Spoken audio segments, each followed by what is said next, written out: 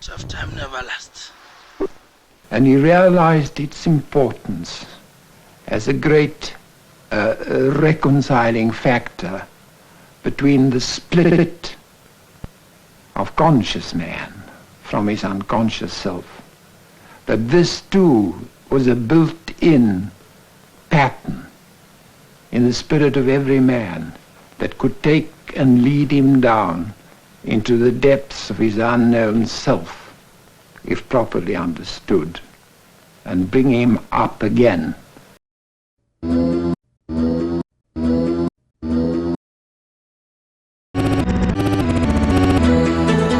Is there a point to all this?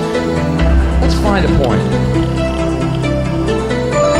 there a point to my act? I would say there is. I have to.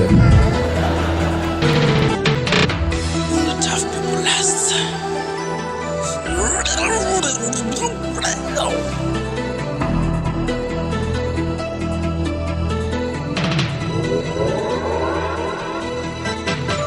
This is an absolutely beautiful world that you and I are a part of. And our stay here should be a magnificent adventure. It should never be a bore. We were created to have and enjoy all the good that life has to offer. You're God's greatest creation, and you are meant to win. I go through my day pretty normal, like I'm a normal guy, I'm a swell guy, I'm a nice enough guy, I'm a cool kind of guy, I'm a pretty groovy guy. But then I get a little sugar in me and I start to go cuckoo. This particular remark is not necessarily condescending. Unfortunately, not everyone views the world or their life the same way. Some see it as a very harsh, cruel world, and they're forever struggling to make ends meet or keep a relationship together. It seems they're forever running on a treadmill, going nowhere, never taking the time to enjoy what they have or to see the beauty of the world that they're a part of. Have you ever asked yourself what differentiates the winners from the masses? Well, I have. I've researched the subject now for over a quarter of a century, and I have found that the winners are aware of a certain place within. It's referred to as the higher self. And in this higher self, there's an image of perfection, which is forever attempting to express itself in a greater way. When the winner wants to turn their dreams into physical realities, they call on this higher self.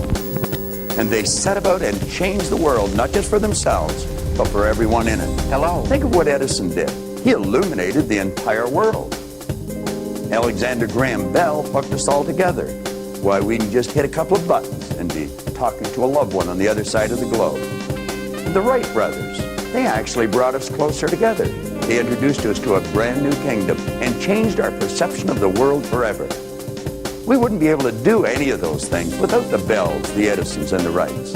And of course, there's been many other people just like them. I didn't come here to be liked. I came here to make a difference. And have people say, isn't he cute? Isn't he cute and clever? As a matter of fact, you and I are just like them. Now, you may be saying, oh, no, we're really not, but we really are. The only difference is our perception of ourselves, how we see ourselves, our awareness of this higher place, this higher self within, and perhaps in the results we're getting. Anyone that has ever done any research into human potential will be quick to tell you that you have infinite potential. You've been blessed with exactly the same mental faculties as the Bells or the Wrights. And the same power flows to and through you that flew through them. That you know that you can take and build the most magnificent dream in your mind. And by following the instructions in this program, we're going to show you how to turn them into results. One man alone, of course, can't stop an army. Except for a moment, that's exactly what happened here. For 3 minutes in the middle of the day, an army was stopped by a man who stood still. A man who'd made up his mind, it seems, though why we just don't know. But when bystanders rushed in to save this stubborn soul, it wasn't easily done. He was pushed away at last, faceless in the crowd. Safe, we think, but in a city verging on calamity. What moves a man to just stand still? Is it courage or outrage or madness? We can't tell what was on his mind, and we can't forget what he did. It is your duty to Plant yourself like a tree. Look them in the eye and say no. You move. Science and psychology have isolated the one prime cause of success or failure in life, and it is the hidden self-image that every person has. You know, it controls our life just as certain as our mind controls our heartbeat. Now, to remake that hidden self-image for success and fulfillment, to build a winner's image, is to remake our life. If you're wondering what kind of a self-image you have, it's not difficult to figure it out. All it's required is for you to take a look at the various aspects of your life. Take a look at the results you're getting, possibly your relationships, your income, the position you hold at work, the type of business that you're operating with. Take a look at your own personal appearance. These are all the results. They're the outer expression of the inner image. Now, as we alter this inner image, everything outside begins to change. One of the great errors that almost everyone makes is they're attempting to change their income. They're attempting to change their position. They're attempting to change their business. They're attempting to change something outside of themselves without changing what's going on inside. It's like, I think it was Emerson said, of what use to make heroic vows of amendment if the same old lawbreaker's going to keep them? You know, for me to try and change the results in my life, in other words, what's going on outside of me, without changing what's going on inside, would be just about as foolish for me to try and change the reflection of this mirror without changing my physical appearance. It's never going to happen. Well, that's what people are doing. They're trying to change something outside without changing what's going on inside. It's so easy to become concerned only with money, and then you start building fences around your house. Mind is the master power that molds and makes. And man is mind. And evermore he takes the tool of thought and shaping what he wills brings forth 1,000 joys or 1,000 ills. He thinks in secret, and it comes to pass. Our environment is but our looking glass. Well, you know, the catchphrase, what that was all about, the revolution will not be televised, that was about the fact that the first change that takes place is in your mind. You have to change your mind before you change the way you live and the way you move. So when we said that the revolution will not be televised, we were saying that, like, the thing that's going to change people is something that no one will ever be able to capture on film. And we operate with images in our mind. The problem is, no one's ever seen the mind. And so when a person begins to think of their mind, confusion sets in. We're going to have to build a picture of the mind. It's like the little kid in school. He was doodling away, drawing a picture, and the teacher said, "What are you doing?" And the kid says, "I'm drawing a picture of God." She says, "Nobody's ever seen God." He says, "Well, wait till I finish the picture."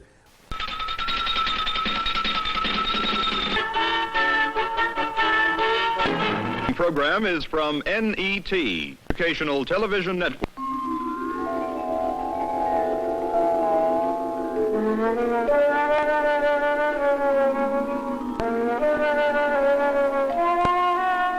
You start building fences around your cities. You start building fences around your states. You start building fences around your country. And all this time you're building only a fence around yourself. Everything we human beings ever do, no matter how ordinary it seems, has a complex beginning in our brains. Finding out how the brain does this work is a study that has fascinated scientists for centuries.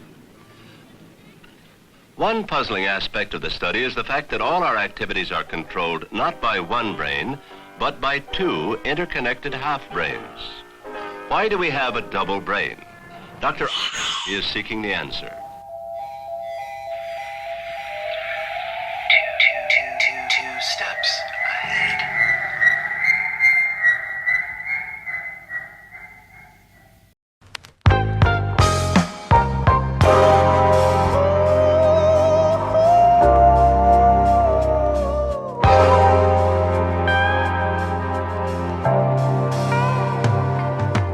Some people say you can't make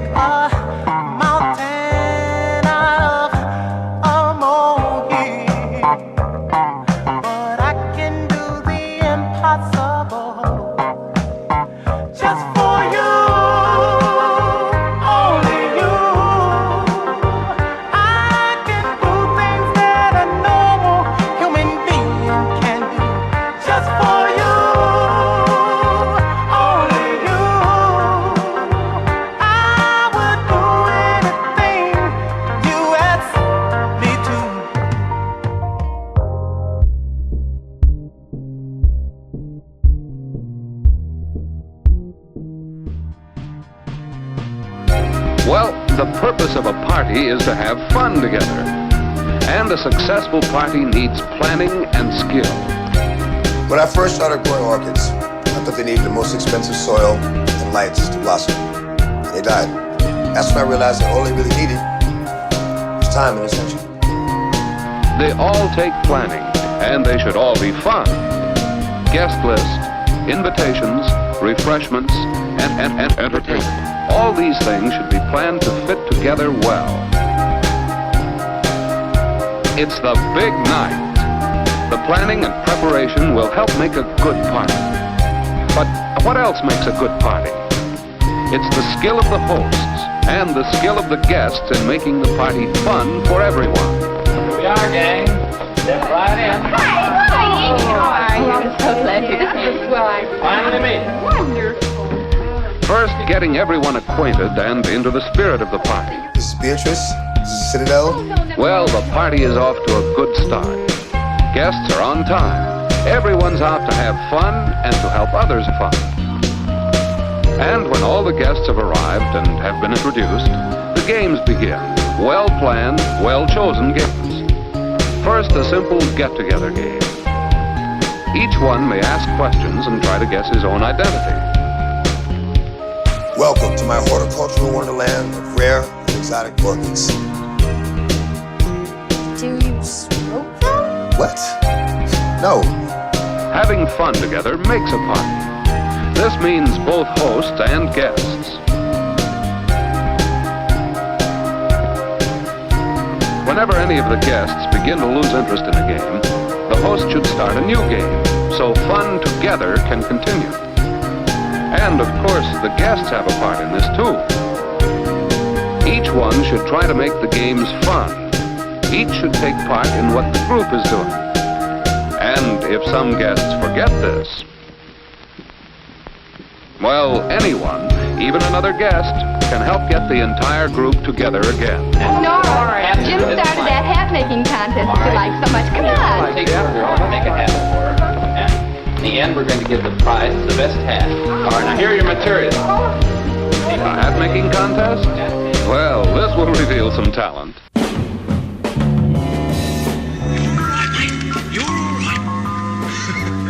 This is his territory and his domain. Get out of my eyes, Elias. Not now. Get out. Hey. But you can see I'm shaking like a leaf. And this snake is totally unfazed by it. He's killing me. It's been good times. You and I and every other dreamer will have to go through. He had to ask himself, am I able to do this? Well, he seemed to have that innate awareness of this higher self, this image of perfection within him, and he saw himself as a person that was actually able to take and turn the fantasy into a fact. Now, he must have been a pretty courageous guy because there were no horseless carriages in those days. But then he had to ask himself, am I willing? And you see, he had to ask himself, am I willing to accept the ridicule that I'm bound to get? Am I willing to accept the failures? Well, he said, yes, I am willing. He was willing to pay the ultimate price to turn his fantasy into a fact. And ridicule he got. His own partner thought he had gone mad, and he had to find himself a more congenial colleague to work with. He would take this thing out in the evening. He'd take it out at night, so no one would see him. He'd escape some of the ridicule. And time after time, he couldn't get it going. He had to push it back. But it never dawned on him that he would not ultimately realize his dream.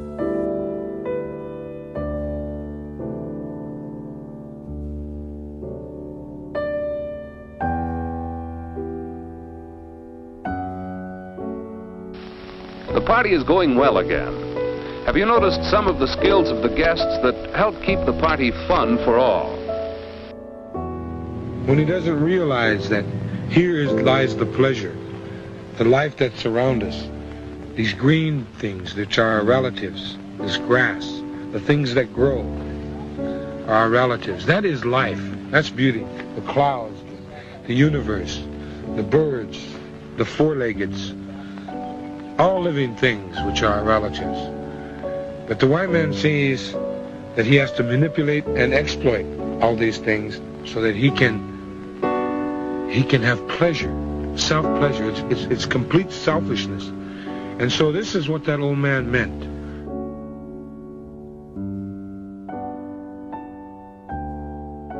Are any of these flowers boys? Or are they all girls? Girls?